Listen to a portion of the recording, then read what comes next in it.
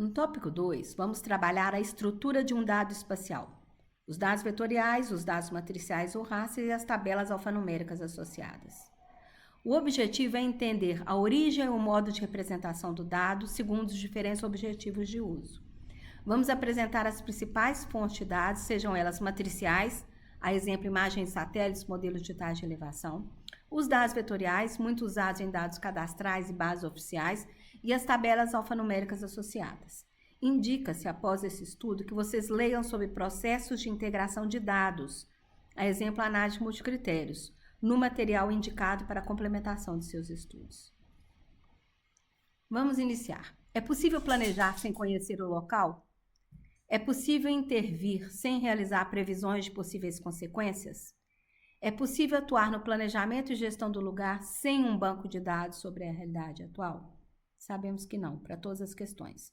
O geoprocessamento constitui um conjunto de métodos e técnicas destinados à coleta, tratamento, representação e análise de dados que sejam espacialmente localizados, ou seja, georreferenciados.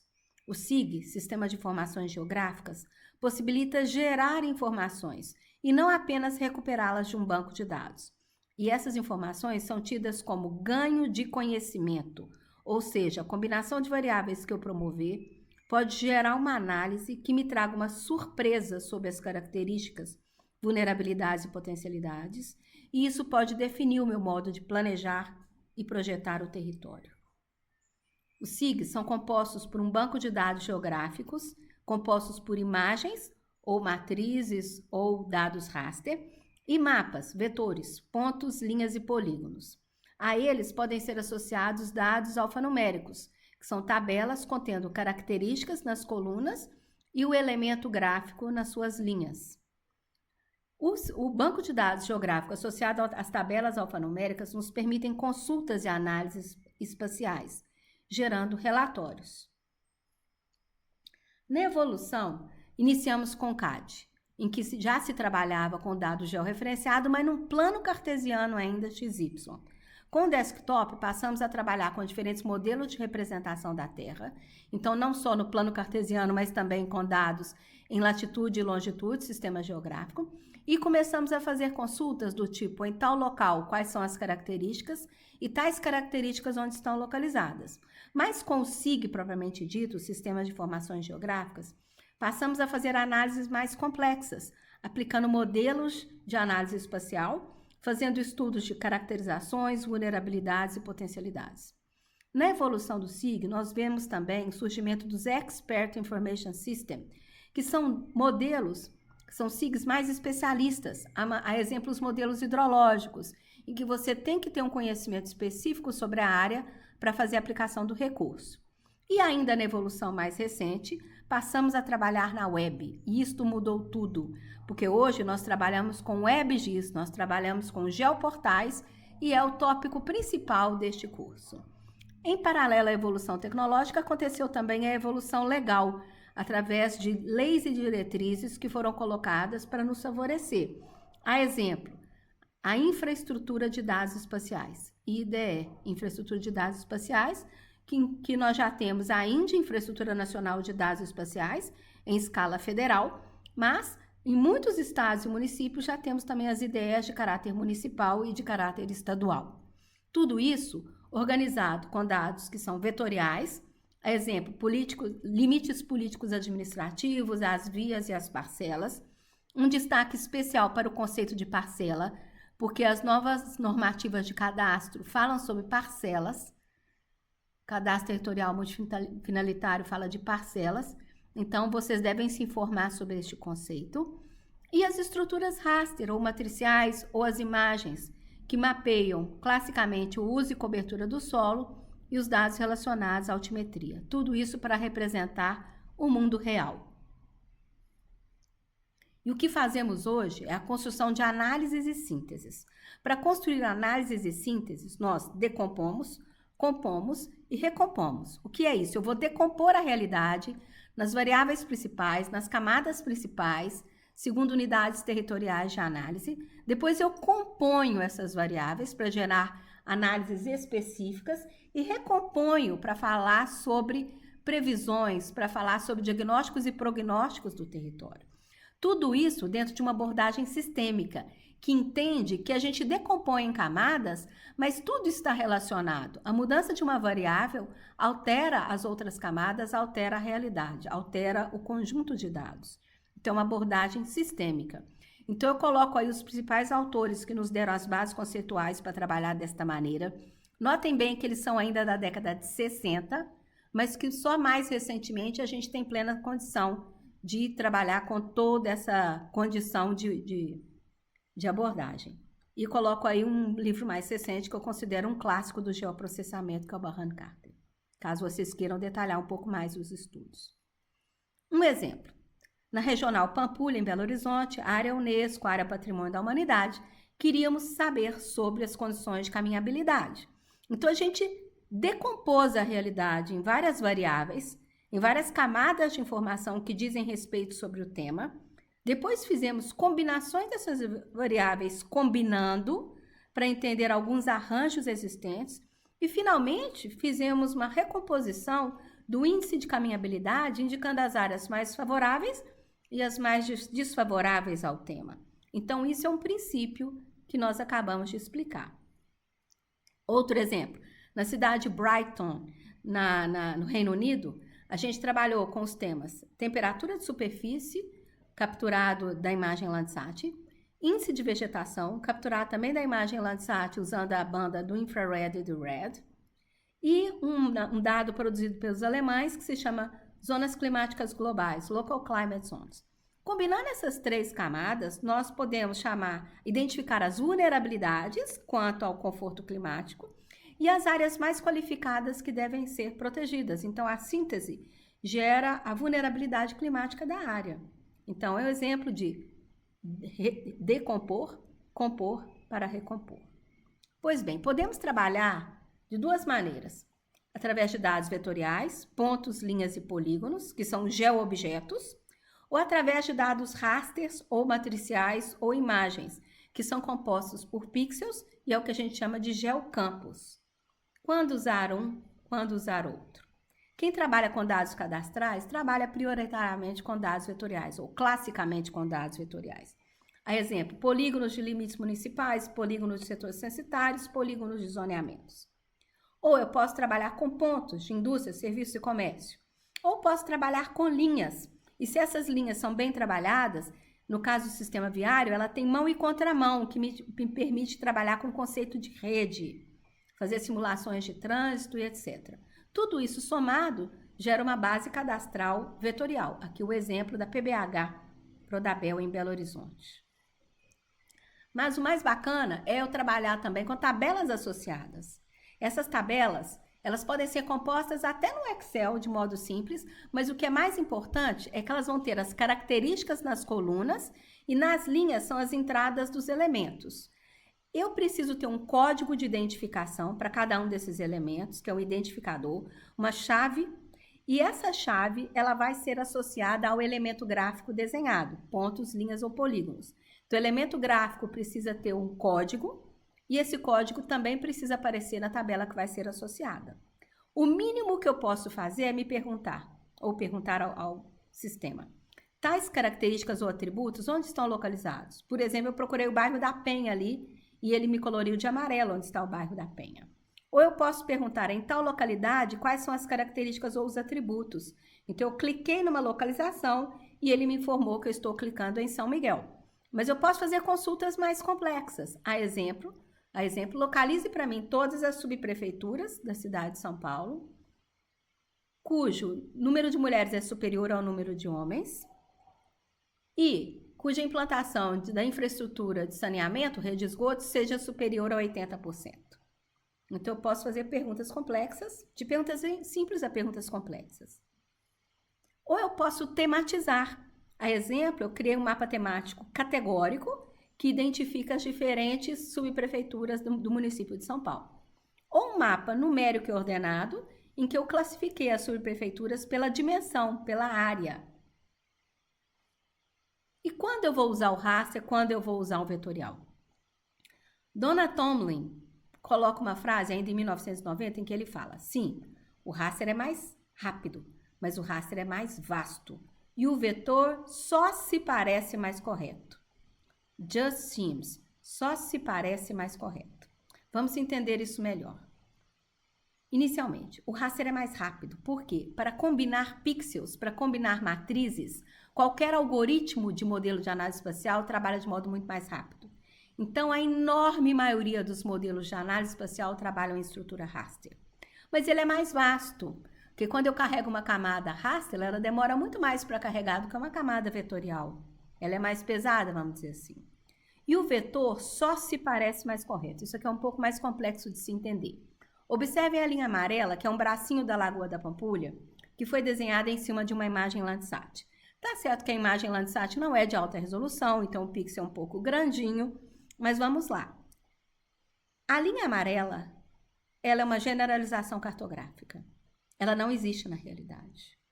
Então, por mais que eu faça um esforço de percorrer corretamente o bracinho da lagoa, ela é uma generalização cartográfica.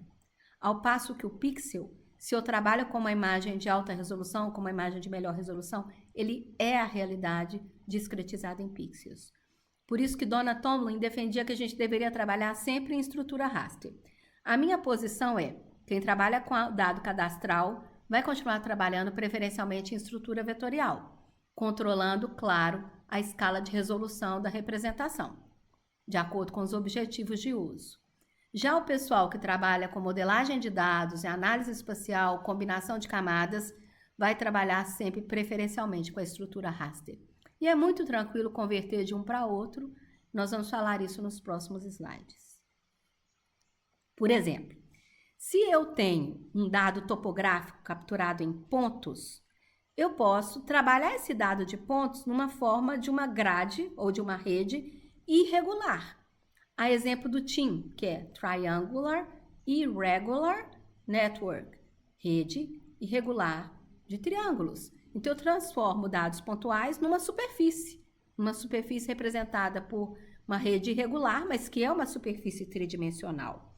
Ou posso converter para uma rede regular, exemplo, um grid de pixels, que é uma estrutura raster. Então, a origem era um ponto, mas ele foi trabalhado ou de modo regular ou irregular para ser transformado numa malha, numa casca, numa superfície. Aqui eu estou trabalhando com pontos de projetos aprovados na Regional Pampulha, e eu trabalho com um algoritmo de densidade kernel ou eventualmente de clusters para identificar as áreas onde eu tenho maior concentração de projetos aprovados. Então, eu tinha pontos, transformei num modelo que é baseado em raster, e depois, lá no amarelinho final, eu vou converter de raster para vetor novamente, porque eu quero identificar as áreas de interesse de investigação. Mas eu posso ter também linhas, e essas linhas terem atributos associados. É o exemplo ali de baixo, do vermelhinho e roxo. Essas linhas podem ter atributos associados, atributos contendo o tipo de via, a largura da via, a capacidade de carga, o fluxo de veículos, eventualmente, e eu, então, aplico um modelo de acessibilidade e capilaridade viária. Então, era um vetor, linhas, mas foi transformado numa representação raster através de um modelo de análise espacial, através de pixels. Ou eu posso trabalhar a linha de modo bastante qualificado, de modo que ela tenha mão e contramão, direção, sentido.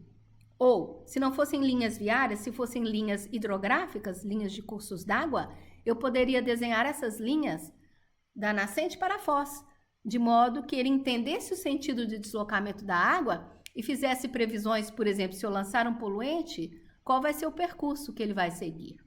Aqui no caso são linhas viárias e eu posso escolher rotas. Então, se a linha for bem desenhada, com atributos topológicos, ela me atende a muitas aplicações.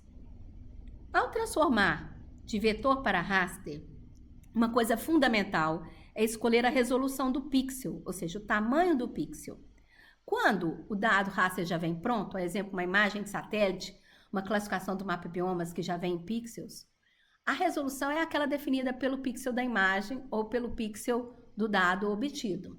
Mas quando eu vou converter de vetor para raster, eu preciso escolher a dimensão do pixel. E o pixel mínimo que eu posso ter, ele não pode ter uma resolução menor do que a resolução autorizada pelo padrão de exatidão cartográfica do vetor.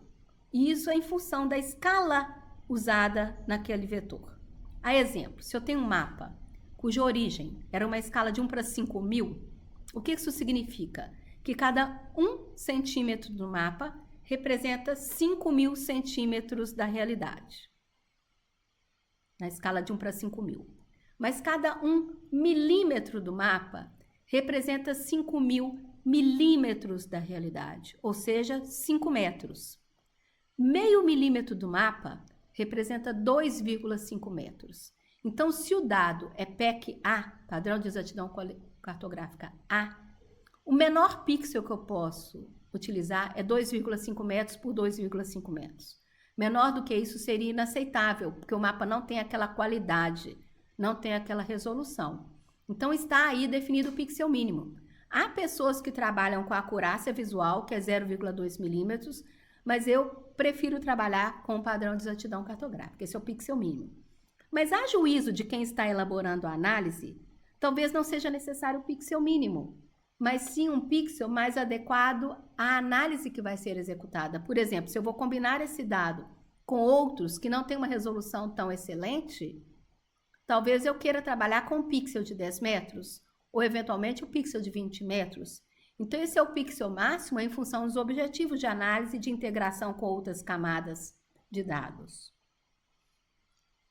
Aqui eu estou colocando um exemplo de um download de uma imagem de satélite no site do SGS, da Earth Explorer, no qual, se eu escolher trabalhar com a imagem Landsat, é importante que eu saiba que as bandas do visível ou do infrared, elas trabalham com 30 metros de resolução. Então, o pixel vem com resolução de 30 metros. Se eu for trabalhar com a pancromática, ele apresenta resolução de 15, ou eventualmente a camada termal, ele apresenta resolução de 100 metros, que o termal geralmente é mais generalizado. Então, a imagem de satélite, ela já vem com uma resolução espacial ou um pixel definido. E aí, cabe eu investigar se aquilo atende aos meus objetivos. Por exemplo, o mapa biomas é oriundo da classificação da Landsat. Então, ele vem com um pixel de 30 metros. Mas eu posso também trabalhar com dados de interferometria fornecidos por imagens baseadas em DEM, Digital Elevation Model, imagem de satélite. Hoje nós temos algumas muito interessantes à disposição, a exemplo a Alus Pausar, que trabalha com pixel de 12,5 metros, ou o projeto europeu Copérnicos fornece uma coleção de imagens chamada FabDEM, que já vem com a separação do MDT em relação ao MDS, então você tem só o MDT com os pixels corrigidos e esses pixels com 30 metros de resolução. Com isso, eu tenho em cada pixel a cota topográfica ou dado altimétrico, o que me permite fazer modelos digitais de elevação, mais especificamente modelos digitais de relevo.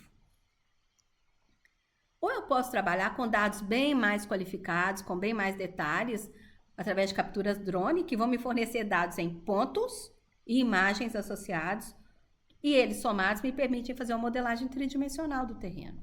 Ou os dados capturados por LiDAR, né? Por laser.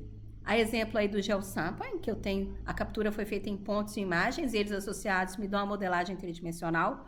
Ou esse exemplo da USGS, que é uma modelagem de pontos. Então, na evolução dos sistemas de informações geográficas, a gente continua produzindo e distribuindo dados. E a inovação é que esses dados hoje são colocados em plataformas, em IDS, em infraestrutura de dados espaciais, que são fontes fundamentais para o nosso trabalho. Eu continuo fazendo diagnósticos e prognósticos através da aplicação de análises espaciais, combinando camadas de informação. E posso fazer modelos mais complexos, que são os preditivos. Se eu pego, por exemplo, cenários de diversas décadas, de diversas épocas, eu posso fazer cenários futuros, são os estudos preditivos, baseados no que a gente chama de if-then. Mas o estado da arte hoje, o que há de mais inovador, é fazer processos de criação e cocriação de proposições, através de modelos propositivos. A gente tem chamado isso hoje de geodesign.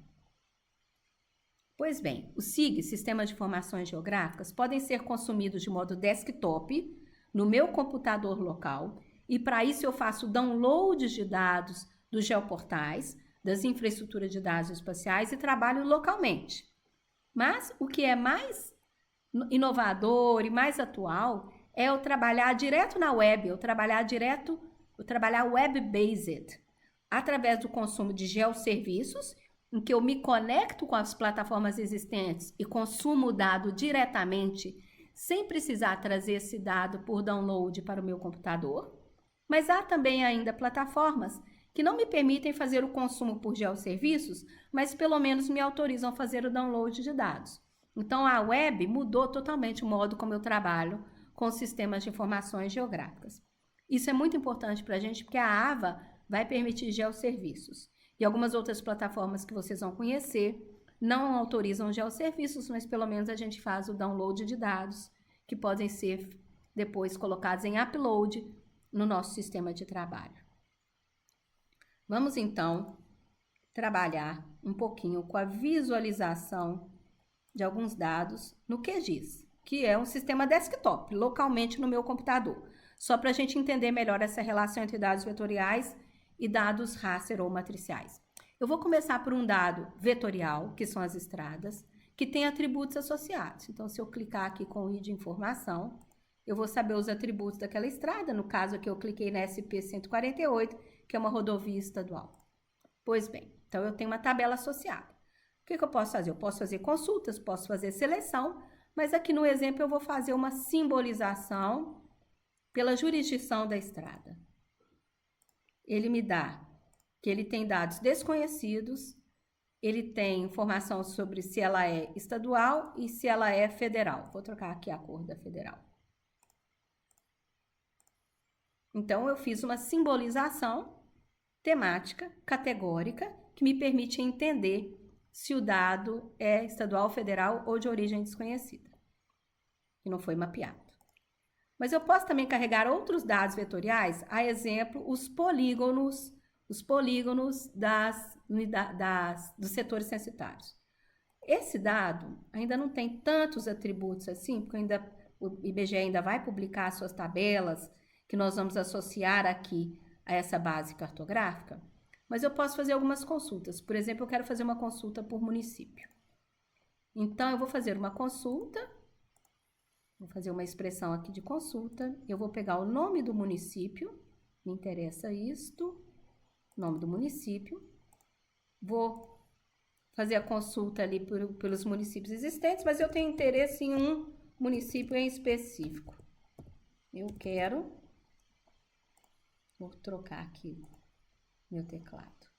Eu quero São Bernardo do Campo. Ok. Vou selecionar São Bernardo do Campo e pedir para ele selecionar. E vou fechar. Nesse momento, o município de São Bernardo, todos os polígonos dos setores censitários de São Bernardo do Campo ficam aí selecionados para mim. Essa é uma consulta simples, mas eu poderia fazer consultas bem mais complexas. Lembrando, as linhas das estradas é um sistema vetorial de linhas, os setores censitários, polígonos. Mas eu trouxe também aqui um dado raster. A exemplo, o dado topográfico, ALUS pausar, que vai do menos 18, abaixo do nível do mar, ao 1212. Então, ele vem em pixels. Se eu clicar aqui, vou clicar nesse morrinho aqui. Ah, não, ele está tentando pegar a malha municipal. Não é isso que eu quero. Se eu clicar aqui, vou desselecionar.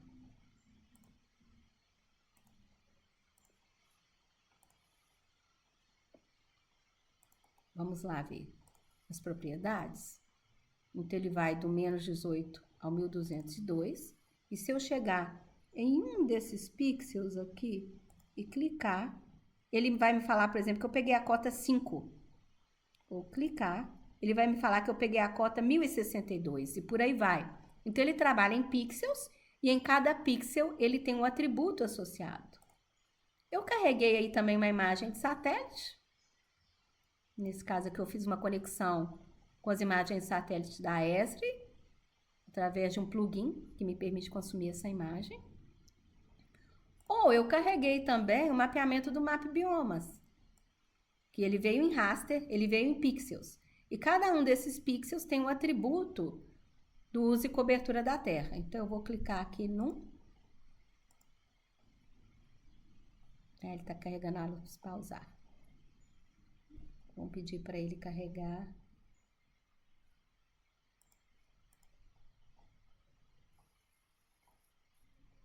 Em específico, o mapa biomas. E eu, então, vou fazer consultas ao elemento associado. O mapa biomas, eu posso pegar as propriedades dele aqui. Eu, ao carregar esse dado, eu já projetei para UTM, SIGAS 2000, zona 23, mas ele vai me trazer as informações ali do tamanho do pixel, da resolução, todas as informações. Ele vem originalmente em sistemas SIGAS geográficas, porque ele pega o Brasil inteiro, certo?